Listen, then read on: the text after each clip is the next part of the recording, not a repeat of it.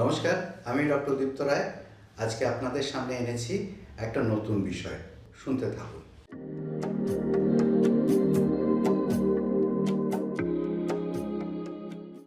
আমার প্রতিদিনের অভিজ্ঞতায় বহু রোগী এসে জিজ্ঞাসা করেন, গলব্লাডার স্টোন আমার হয়েছে ডাক্তারবাবু, কেন স্টোন হলো? এবার দেখা যাক গলব্লাডারের পাথর হওয়ার কি কি কারণ হতে পারে।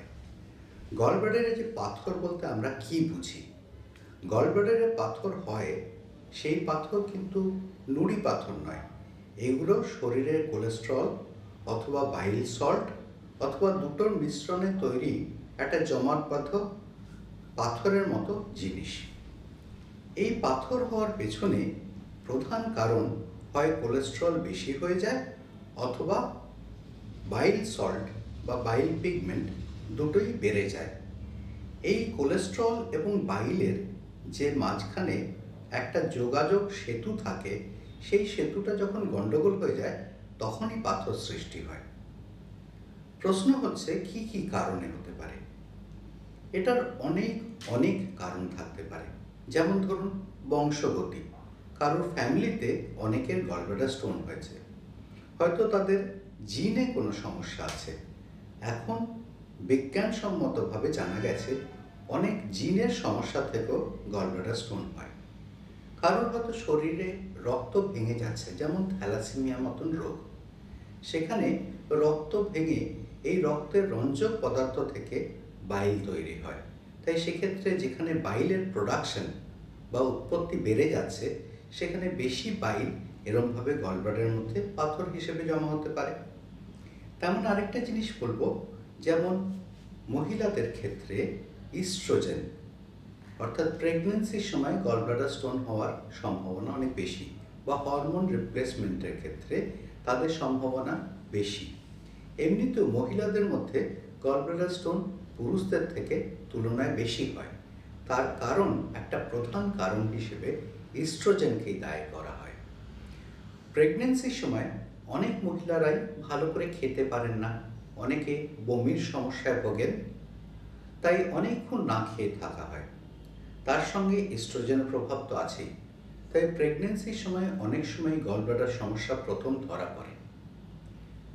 অনেক গলব্লাডার স্টোনই প্রেগনেন্সির সময় শুরু হয়, পরবর্তীকালে গিয়ে সেটা সিমটম অথবা তার নানা ধরনের সমস্যা তৈরি করতে থাকে। আরেকটা জিনিস বলি, সেটা হচ্ছে জীবনশৈলী। যেমন ধরুন আপনার খাওয়া দাওয়া, তার মধ্যে যদি অতিরিক্ত ফ্যাট বা কোলেস্ট্রল থাকে, যদি খুব কম ফাইবার থাকে, হাই ক্যালোরি ফুড থাকে, সেক্ষেত্রে কিন্তু গলব্লাডার হওয়ার, স্টোন হওয়ার ঝুঁকি অনেক বেড়ে যায়।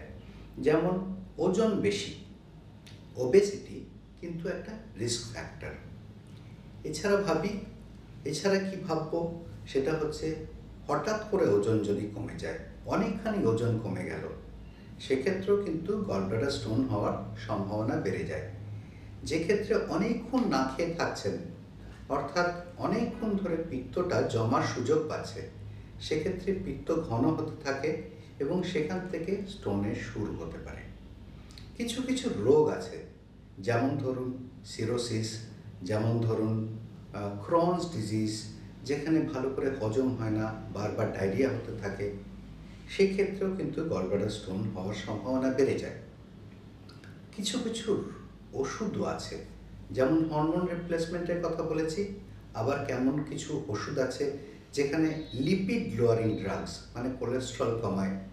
আর কিছু ওষুধ আছে যেমন অ্যান্টিবায়োটিক্স, বিশেষ বিশেষ অ্যান্টিবায়োটিক্স, সেগুলোর থেকেও স্টোন হওয়ার সম্ভাবনা বাড়ে।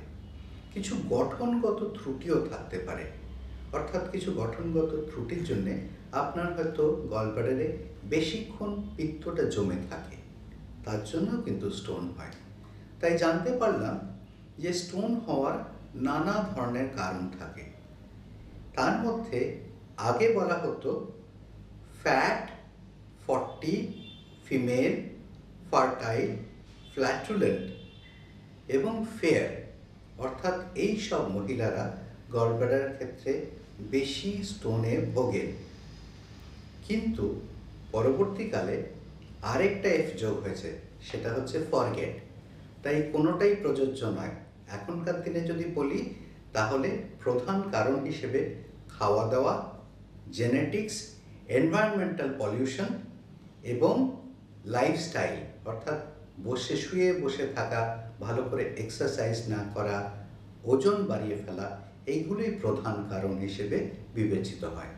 সবাই সুস্থ থাকুন, ভালো থাকুন।